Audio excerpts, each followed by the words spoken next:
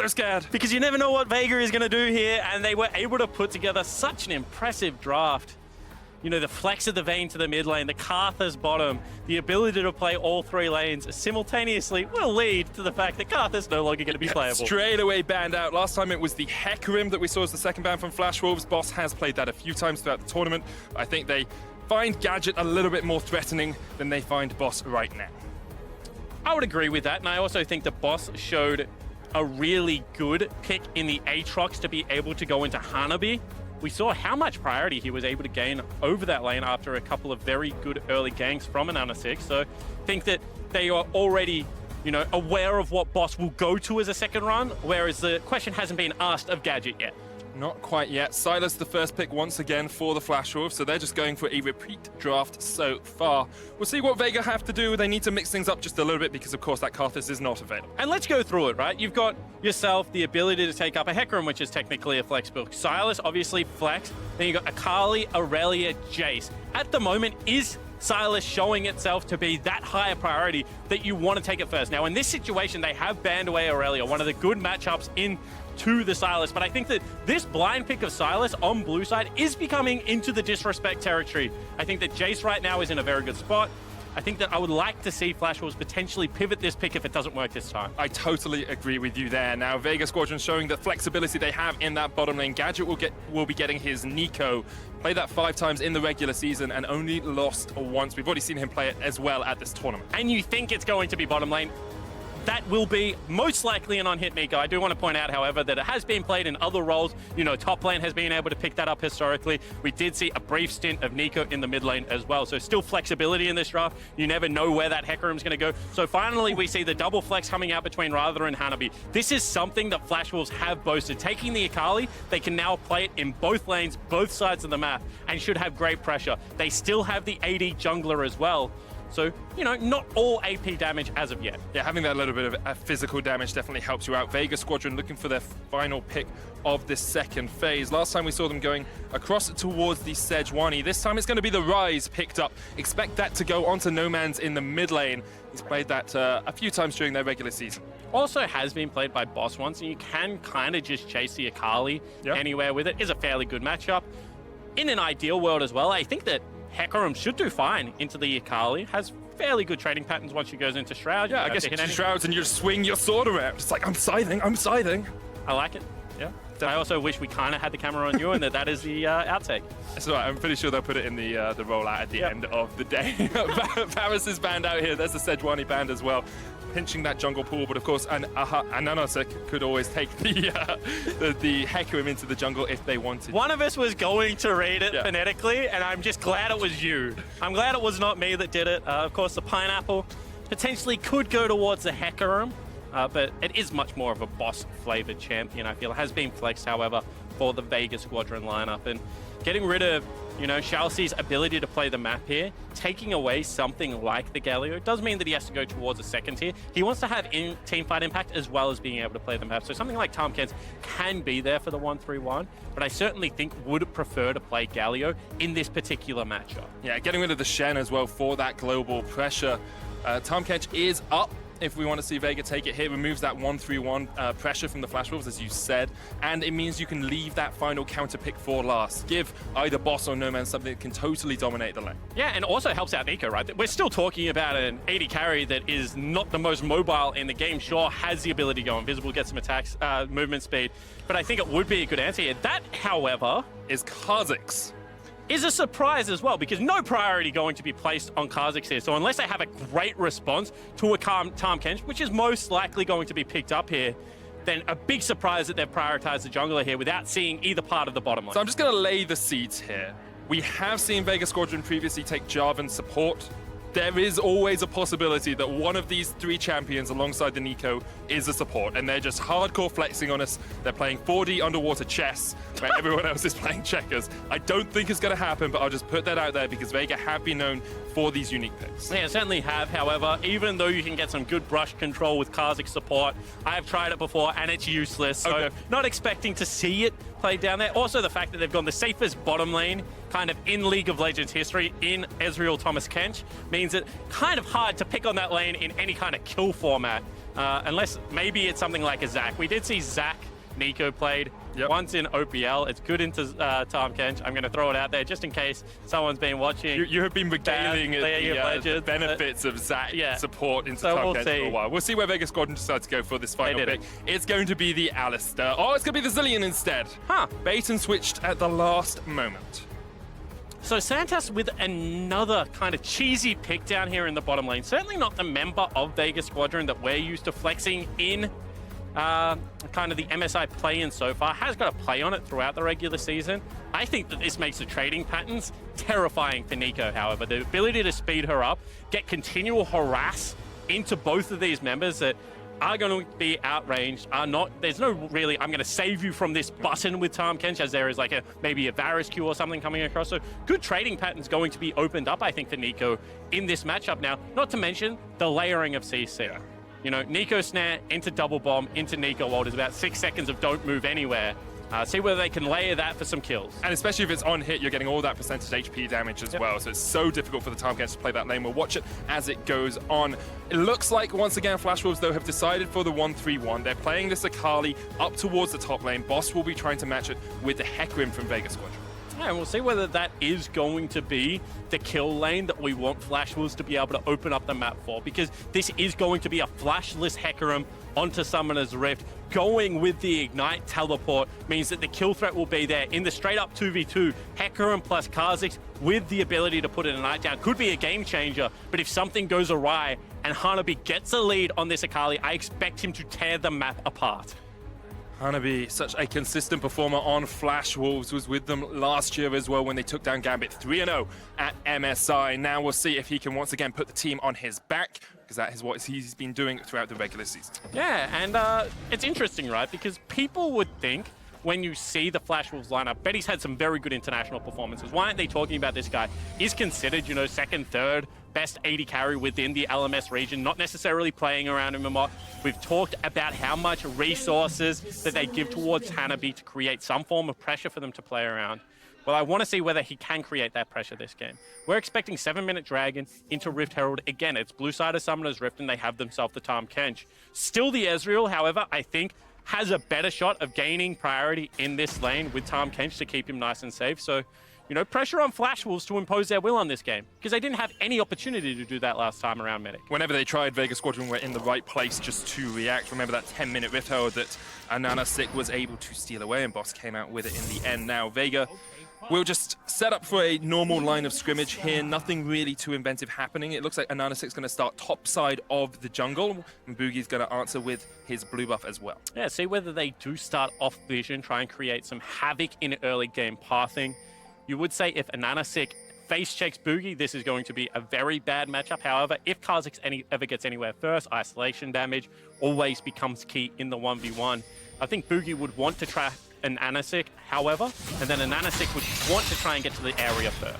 Rather trading onto No Man's here. Of course, the Abscond Abduct gives you that shield, makes it very hard for someone to trade back onto you, and No Man's only level 1, can't get the shield of his own. Yeah, it has 2 abilities level 1 with 2 empowered auto attacks, as well as the fact that can run that silly mastery known as the Aftershock. So, you know, probably one of the best, if not the best, level 1 champion in the game, I'm going to say. And there's always the option for Ryze to run Aftershock himself as well. No Man's going for the phase rush here instead. And I think that is a little bit more of a scaling rune, as once again gets hit by the combo and takes a lot of damage.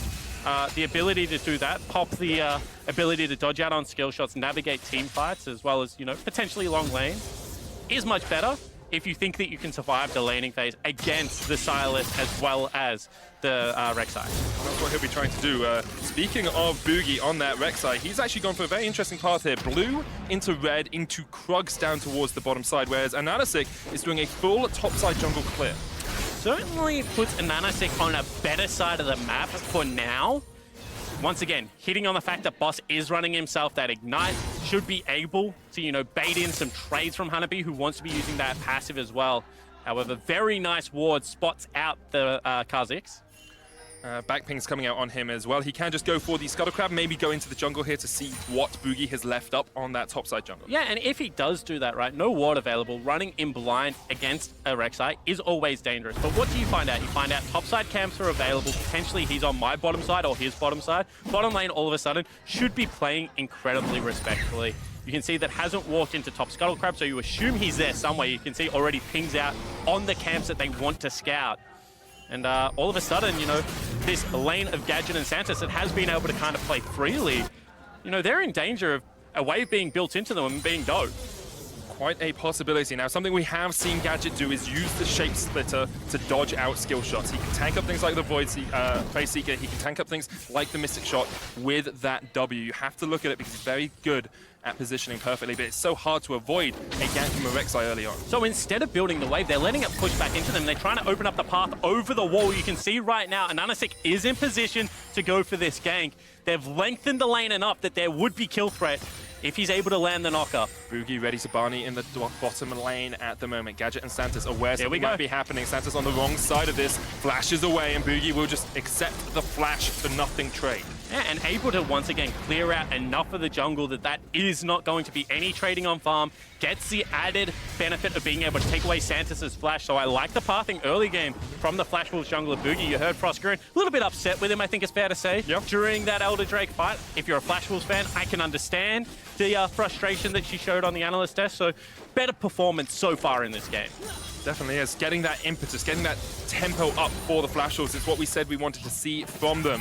And we'll see if they can transition that into these dragon fights, into these skirmishes in the early game. Because once again, even though they've got an Ezreal, this time around they do have better early game skirmishes in the likes of Sylas and Akali. So want to see them active on Summoner's Rift. I don't want to see them sit in this laning phase. This is when they've looked the worst, when they've just played nice and slow League of Legends. Instead, you know, look for some plays. Tangle Barb used there on towards Shao, so he's going to be stunned up with the bombs as well. And Anasik jumping forward. That's very aggressive play. He's going to take a bad trade here as Betty just uses the Mystic Shot, even jumps forward. Doesn't have Ignite or anything in this lane, and heal still available for Santos, so it's a little bit aggressive, but Betty showing why he is known as one of the best AD carries in the LMS. The danger of going in on an Ezreal who's just being able to stack up the passive on the wave. You see Boss now trading aggressively topside. Hanabi forced away with the devastating charge. Hanabi, of course, has the flash. Can use the Shuriken as well. Teleport coming in behind him now, Boss. No flash on this Hecarim. Boogie on his way up as well, rather looking for the abscond up. Duck will lock him up in place, and Boss has nowhere to go. No level 6, no ultimate to escape. First blood to Hanabi. And a much better gank from the Flash Wolves. They know that he's going to overextend for that trade because Hanabi has not shopped yet. You want to be able to chunk him out, potentially look for the kill. No level 6 on Boss meant that he had no way out. Opens up topside as well for Boogie to do some counter jungling. They need this top lane to get ahead, and already you can see about 1,600 gold going to be in favor of the Flash Wolves. Yeah, and about 700 of that is on the top lane as well. Gadget using the Shape Splitter just to force Betty back, but you can see that because it's double heal in this bottom lane, I don't expect too many kills to go down unless there's some jungle pressure coming in. You say that, and then all of a sudden, you know, Xiaoxi flashes on someone and eats it. I'm trying to curse it. I like to see the kills happen. Betty jumping forward. Gadget takes a little bit of a chunk there, but not going to be able to do too much more. Xiaoxi and Betty can just push in this wave now. They have about a 6 CS lead. With the Kleptomancy, that translates to, you know, about 300 gold or so in favor of Betty. Yeah, it certainly does, and I was going to say that really have been just tanking a lot of these Kleptomancy shots right to the noggin here, Medic. Safest hands in the bottom lane right now certainly goes towards Santos. He's very good at catching some of those skill shots. Noggin is actually the medical term for it as well. Is it really? Yeah. What we use, catch it. Shape Splitters away, trying to dodge away from Betty here. But you can see the damage that does come out of that Shape Splitter passive with the empowered auto attacks. And you would have to say with the recall timings across, you know, Tyr as well as Sheen once again secured here for Betty. And they've had a more proactive bottom lane, a lot more forward presence now for the Flash Wolves lineup. That was in part due to the early pathing of Boogie versus Ananasik, you know, targeting opposite sides of the map. But it makes the kill onto Boss all that more devastating. If you spent the early game getting your Hecarim to level 6, you know, trying to secure him some advantages, the fact that he threw it all away off the back end of some mindless aggression does really hurt if you're the Vegas Squadron bottom lane right now. It definitely does. You know, when you play the weak side of the map and you see your top laner just not being able to get any advantages, it can make for a long road on the struggle bus. But now with the Mountain Drake being the first dragon to spawn, we expect Flash Wolves to group around it. You can see once again, Xiaoxi unlocked from the bottom lane, It's only Betty down there by himself trying to clear out, and it means that he can now look for ganks like this. Gadget sped up, Boogie there, has the flash, can jump in, gets onto Santa's. Pop Blossom used as well, but Pop goes Santa's. The Gadget with the Void Rush, double kill for Boogie. Great stuff from the Flash Wolves jungler. A huge outplay, was able to negate the CC from the Nico ultimate, gets the execute and should open up the Mountain Dragon for the Flash Wolves lineup. This bottom lane has been such a large target for the Flash Wolves medic. Now to find some success in the form of 2 kills and bottom lane push is a massive deal. You wanted tempo, you wanted early game plays, well Boogie is delivering in abundance. Certainly is, and a great time ultimate across 2 members there, and that's what I'm talking about. The ability to dodge out of crucial CC as a Rek'Sai, Devour there for the safety as well. And you can see that Ananasik now looking for mid lane play here. Not really going to be able to find all that much, however. Karzik hasn't done too much for them yet. Moon Prison's going to land onto Rather. Does have the flash if he ever gets caught out, and Dragon now going down to the Flash Wolves. 2,000 gold ahead, 8 minutes in the game. They have definitely upped the tempo in this one, and Vega Squadron seem to just be caught paralyzed. Yeah, and if you're wondering, you know, why didn't they go for that play? Not only is No Man's out of mana there, they also knew that they were on mid lane and had the Time Catch ultimate. Now going mid lane towards mid. Was it going bot? They were trying to save Rather. And he was fine for the time being, as No Man's had to burn his flash. I think he burned it aggressively looking for the play onto Rather. That would be my assumption. Yeah, it certainly could have been the case. And that's what I was saying. When you have Tahm Kench taking Dragon, that is so easily just an impact of mid lane. You know, ulti in, bring the Rek'Sai with you, gobble up Rather there on the Silas while turn the gang. So I like the patience zone from Vega Squadron. However, they do need to start winning a portion of the map. I don't care where it is, but Ananasik's early pressure hasn't really done anything for his solo lanes. And bottom lane right now is getting destroyed. Yeah, really, really struggling. And Gadget does have the flash. Santa's flash is back up, and you have the level 6, so maybe a little bit more safety down towards that bottom side now, Rather. You know, that's like, you know when you get on the subway and you only go 1 stop? Yep. That's what Rather just did there. It's like, I'm a little bit too lazy to walk this one. Maybe I get there a couple of minutes quicker. How many miles is it? One stop on the subway? I'll be honest, it would take me 4 minutes to walk it, and I've done this on the subway. Ooh, that is some laziness. I ask you in miles because I don't know miles. Oh. So whenever people say like, oh yeah, that's about 2 miles away, I'm like, yeah, come We again. use kilometers in Berlin. Yeah, so it's probably about less than a K, I'd say. Yeah. So. Good to know.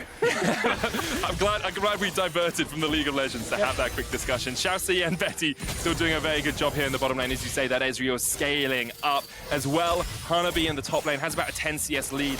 Built that Seeker's Arm Guard first to deal with the rampage damage that comes out from the Hecarim, and now is in a very strong spot. And I think even further away from just the lead that he's been able to generate, look at where he's now able to play. Like under that turret, exactly where he wants to be. If Ananasik goes for this, first rotation should come across from Hanabi. Boogie finding it much easier to play. He's kind of pathing towards objectives. And this is exactly what I'm talking about. You know, all of a sudden 3v2 topside because bots just cannot get here in time. Yeah, see the difference compared to the last game. Abscond, Abduct lands onto Ananasik. He has to jump away, Rather caught out, but the steal away from the ultimate there by Rather. And it's so different. It was the same setup, but because of the way the map is playing, Flash Wolves able to take the Rift Herald and get out scot-free. And let's have a look at what's different. You know, all of a sudden, 2 of the teleports had been burnt before that play is available. No longer can you get 5 members there. Thomas Kench in the hands of Xiaoxi. So no global ultimate coming out of Santa. So just a completely different way that you need to play this map. I think that Ananasik needed to recognize that that was an uncontestable objective and try and get something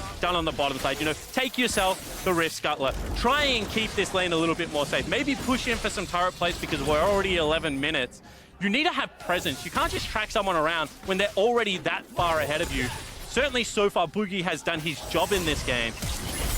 See Pop Blossom coming out here from Gadget. They try and get the stun lock onto Betty. Betty has the flash, but just can't get away in time. Gadget will take the kill. Sped up by Santos as double teleport comes out from the Flash Wolves, and now it's going to be a 4v4 in the bottom lane. Flash Wolves trying to take the fight, Rather jumping in. Santos gets the chrono break though, and he will be brought back to life. Boogie fighting down towards the bottom side of it. His boss comes into the top side. Nomad's going to get caught out by Boogie. Santos brought back to life. Gadget still running for the wins as Flash Wolves continue to get the fight. Ananasik jumps back in with a blast go. Flash Wolves forced back. Unstoppable onslaught separates the team. Hanabi's so low, but he's able to survive, and they get 2 out of it. Hanabi's still alive. And Flash Wolves sweep Vega Squadron out of the bottom lane. And they drop the Rift Herald to just add insult to injury. The mistakes now compounding for the Vega Squadron. Flash Wolves in control. Boogie has been absolutely on point this game. Ball 0-1 on the Rek'Sai, in the right place, at the right time, opening up the map for his team. And Flash Wolves show us they are here to party. And game one, all the mistakes there starting to be swept under the rug, starting to become a distant memory as Flash Wolves find their swagger. They got themselves the Dragon, the Rift Herald into the bottom lane team fight. This starts off very good. You can see Betty and Shalcy kind of being cheeky, trying to calm this down. As soon as the root lands, oh, this was the first yeah, you know Devour. the Devour is down, and so Vega Squadron can then take the fight. Yeah, so then another route into the ultimate. As I said, so much CC, ability to be able to be layered there. Looks like a free kill.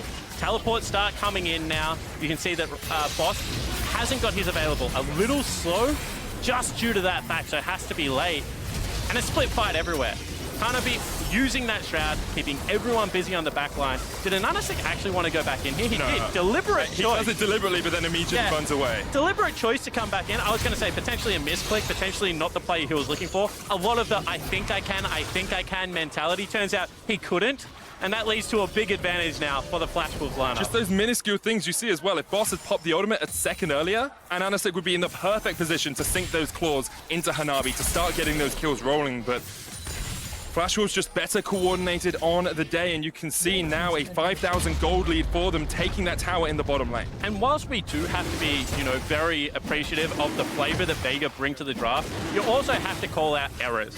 And I think taking Kha'Zix, who is primarily an early game ganking jungler, pathing jungler, into currently the strongest early game pathing ganking jungler in the form of Rek'Sai, is something that has been told across the entire map right now. Anywhere Ananasik has gone, when he is matched by Boogie, he just has no options. You can't fight it, you can't out-gank it. Ultimate is much better on the Rek'Sai now, the fact that it's an execute, and I just think that has been a little bit caught off guard by the fact that Boogie's beaten him to these areas.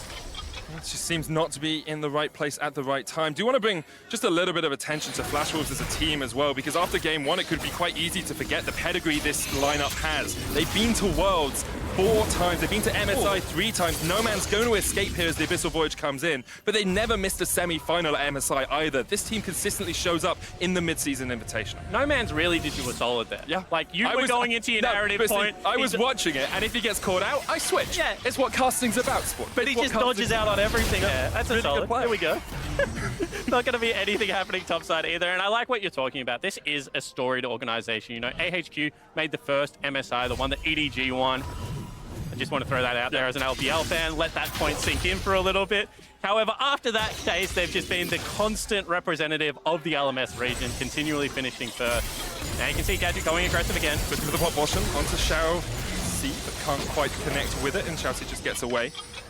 Yeah. The Tangle Barb into Pop Blossom is a great CC combo, but you just can't quite catch out that time, can't you? Yeah, you can see that maybe Santa's a little bit slow on the bombs. Whether that's going to be the last follow-up tool time and time again, we'll have to be wait and see. However, this is something Flash Wolves do a lot. Ensemble Onslaught used by Rather in the mid lane as Hanabi looks for the fight underneath the tower. Twilight Shroud comes out as well. Boogie with a flash in. Ensemble Onslaught though, Rather spot pops the stopwatch. Doesn't really have that many ways to escape apart from the flash. And he will get out for the time being. Flash was able to execute the tower dive. Yeah, Boss, after he uses the ultimate as well as the ignite, not going to have many tools for the execute available, so decides to just stay alive. And we talk about the Flash Wolves' ability to play multiple lanes. That's something that I love to see. When your top laner, who is at the moment bottom, has priority and is able to move first, the ability to not just scout out the jungle and clear vision, but then rotate into a mid lane dive. Let's have a look at this, right? Was able to push all the way in, knows the Boss right now is on a jungle camp due to very good warding, means that they execute on a 2v1 that then turns into a 3v1 dive. Use of the stopwatch here to be able to deny any form of return kill, and the flash, because that's his lane, doesn't want it to get fed. It was actually rather not feeding Hanabi's lane. Very nice job there for the mid laner. I don't know, I would have expended 2 of my most important resources to protect my top laner. I think I would. Obviously a good guy. I think I would.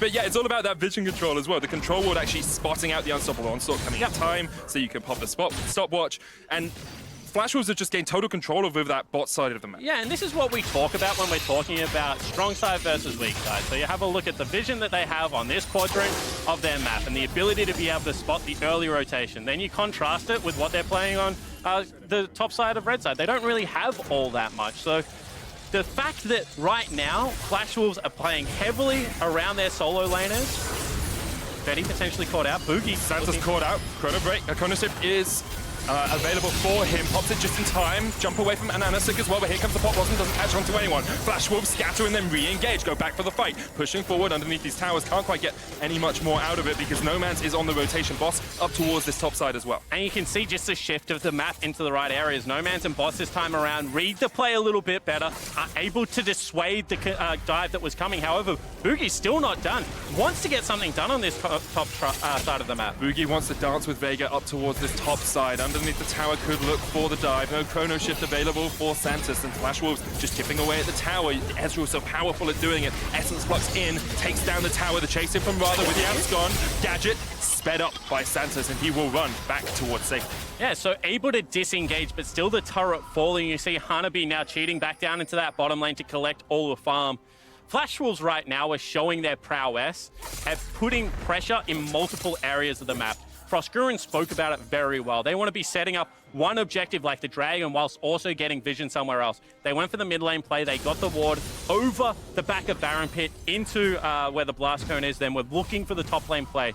At the same time, now you have the rotation back into the bottom lane, setup of your 1-3-1. Flash Wolves, when they have control of the game, look very clean. It's just that last game, they were playing off the back foot for the entirety of it. We'll have to see if Vega Squadron are able to play from the back foot this game at a big disadvantage. 6,000 gold behind, 18 minutes in, 7 kills to 1. Double Dragon on the side of Flash Wolves as well with a Cloud up in 8 seconds. The control is all in Flash Wolves' favor.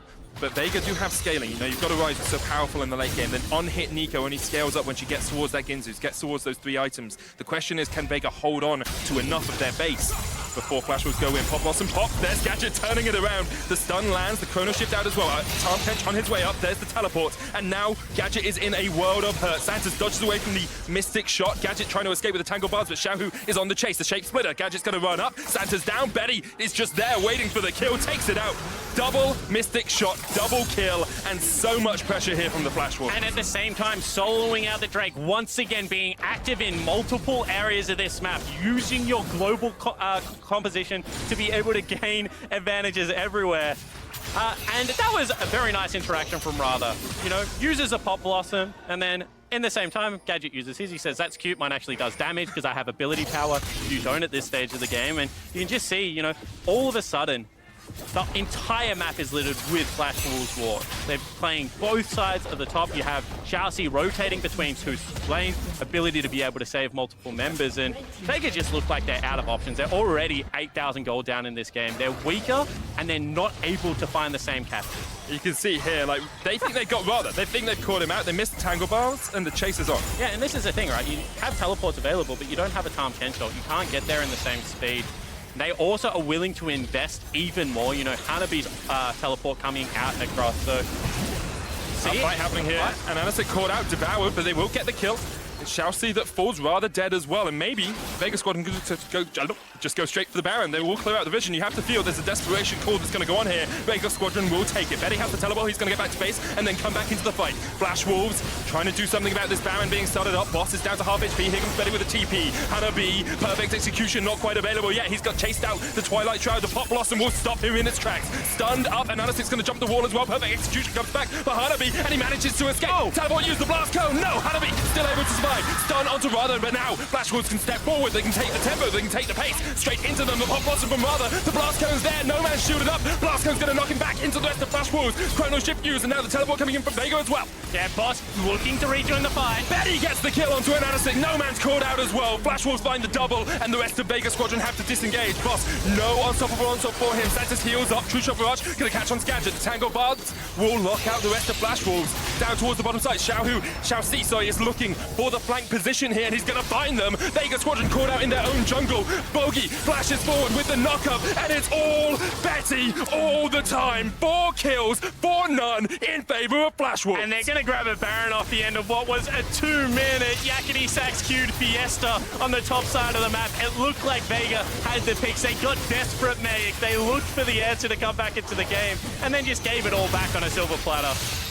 Flash Wolves able to find the fight. They came in, thought maybe for a moment they would be at the wrong side of that as it was a 5v3, but it was back and forth, and bit by bit, they just chipped away at Vega Squadron. They get the Baron out of it. Shao Si maybe stayed around a little bit too long here, has the heal, the slow onto a Nanosick will catch him out. Teleport's coming in from Vega as well. They just want anything. They want any kills they can find in this game. Thick Skin used, the stun's gonna land, and Shao Si's just running away. This is the jungler and the support trying to chase down a Tahm Kench. She just can't do it. Flash Wolves are too strong. Yeah, they certainly are at this stage of the game. And as you mentioned, Vega, they just have to look for anything possible. Full retreat now into the jungle as they look for the reset.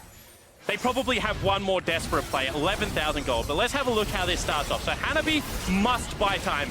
He is, however, an Akali and one of the best champions at being able to do so. Stays in the Shroud, gets a 3-person mini stun, flashes away, and executes over the wall. Hitting that blast plant nearly sent him right back in. However, is able to channel the recall. He's done for the rest of the fight. Now it's up to Radha. Aggressive play, flashing over the wall, looking for No Man, who is really the only threat left. Will be revived here, but as he is separated from the team, it becomes quite difficult to defend him. And off the back end of the entirety of this fight, you see how quickly they're willing to commit. You know, they send Tahm Kench around on the long journey already. He's going to look for the flank, and this is what I mean. They play multiple areas simultaneously while making very good decisions from ahead. Yeah, just pulling Vega all over the map. Gadget has to use the Chrono Shift. We'll get back to the fountain. Wasn't revived there, but Flash Wolves now breaking through the second tier of towers. 6 towers to 0, 12,000 gold lead, 24 minutes in. They are dominating Vega Squadron, and what a turnaround this is from game 1. And because they don't have teleports available, let's just play 2 lanes if you're the Flash Wolves. Let's take that deep breath that we need. And Nanosick, however, looking for Hanabi. Jumping forward, would use the Void Rush to try and get away, but Boss done. Boogie is dominating, double kill for him as well. Flash Wolves giving no quarter, giving no inch to Vega Squadron as they just choke the life out of Vega. And Vega showing what they look like when they're desperate and behind. This time not making the correct decision. Going to get pushed in here might just be the end of the game. Flash Wolves showing us why they have been to 7 consecutive international events, showing us why they always make semi-finals at MSI, showing us they cannot be counted out. Gadget's going to jump in with a Pop Blossom. That's Flash Wolves going for the Nexus towers here. Vega really have no defense left. It's a 3v5, and Flash Wolves continue to push forward. Pop Blossom comes out as well. Double kill over to Hanabi. Give them it all. Give it everything. Flash Wolves equalize the series at 1-1. And it's going to be a sub 25-minute victory for the Flash Wolves. An absolute shellacking Mimic at MSI. And really, they controlled the pace of that game to a much higher standard. This is what we want to see out of Flash Wolves League of Legends, the ability to play towards the neutrals, get your solo lane snowballing, and outclassing the Vega Squadron lineup this time around. And I think there were times where you did just see that impatience from Vega Squadron. You saw that bit of desperation. They were like, we have to make a play, we have to do something. But by the time they were making those plays, they'd fallen too far behind. Yeah, and you have to